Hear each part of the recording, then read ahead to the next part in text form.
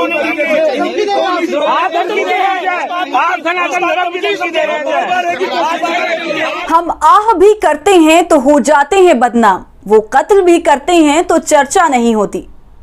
अकबर इलाहाबादी ने जब ये शेर लिखा होगा, भला कहां खबर होगी कि आजाद भारत में अगर आज वो जिंदा होते तो उनकी शेरो शायरी पर उनका मजहब हावी हो चुका होता।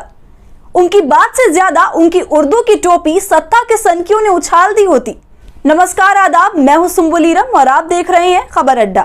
आज अकबर इलाहाबादी की याद इसलिए आ गई क्योंकि उनके शेर से जो तस्वीर इस देश की दिखती है उसे दिखाने का कोई और रास्ता हमें नहीं दिखता।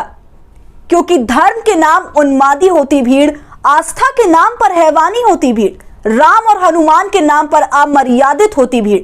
ये वो तस्वीर है न्यू इंडिया में लाए गए राम राज्य की, जिसके निशाने पर हर रोज सरयू के तट पर वजू करने वाला मुसलमान ही आ जाता है। अब देखिए हनुमान शोभा यात्रा पर कैसे इस देश के कुछ तथाकथित श्रद्धालुओं ने जमकर अपने शैतान होने का सबूत दिया है। हनुमान की शोभा यात्रा निकली थी, लेकिन हाथों में ना तो रामायण था और ना ही सुंदरकांड। लेकिन हाथों में जो दिख रहा था उसका वास्ता राम से तो दूर उनकी परछाई तक से भी नहीं हो सकता। हाथों में लहराते फरसे, चमकते तलवार, लहराती पिस्तौलें ये साफ बता रही थी कि सुर के नाम पर दिल्ली के सड़कों पर असुर उतरे हुए हैं। पहले इस वीडियो को देख लीजिए, समझ लीजिए कि कैसे राष्ट्रवादियों और राम प्रेमियों ने हर मोर्चे पर राम का कैसा अपमान किया है।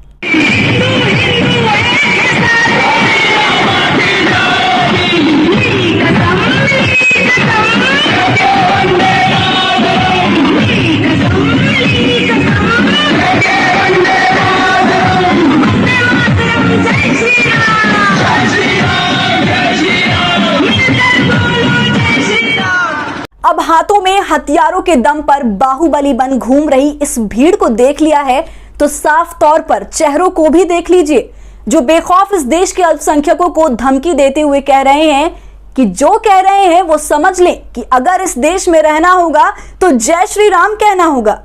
और जब मस्जिदों पर फेंके हुए पत्थरों के टुकड़ों को दिखाते हुए सवाल पूछा जाता है कि क्या धमकी दी जा रही है, तो राम के नाम पर बेखौफ हुए गुंडे ये कहते हैं कि हाँ, धमकी दे रहे हैं। इस देश में जय श्री राम कहना होगा। जय श्री राम, जय श्री राम, जय श्री राम, जय श्री राम, जय श्री राम, जय श्री राम, जय श्री राम, जय श्री राम। अब ये नहीं चलने देंगे, नहीं चलने देंगे। सनातन धर्म के अनुसार ऐसा नहीं होने देंगे। आप धमकी दे रहे हैं, आप सनातन धर्म की धमकी दे रहे हैं।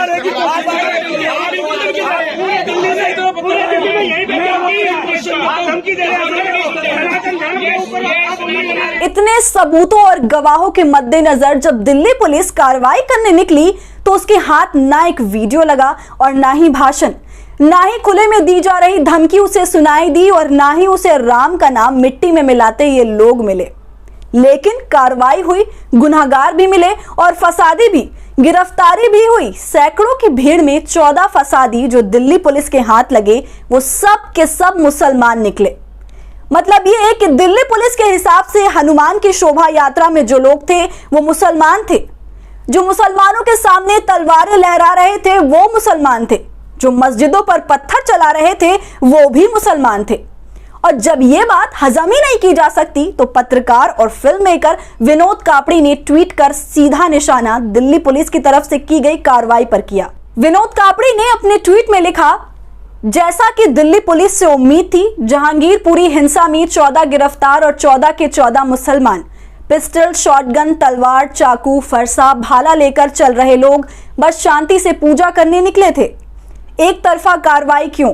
वीडियो में दिख रहे गुंडे कब गिरफ्तार होंगे? लेकिन इन तमाम वीडियो और फुटेज जो हमारे सामने हैं उससे जहांगीरपुरी में हुई हिंसा को लेकर दिल्ली पुलिस यही समझ पाई, जो कुछ भी हुआ वो सब अल्पसंख्यक खुद अपने ही खिलाफ कर रहे थे।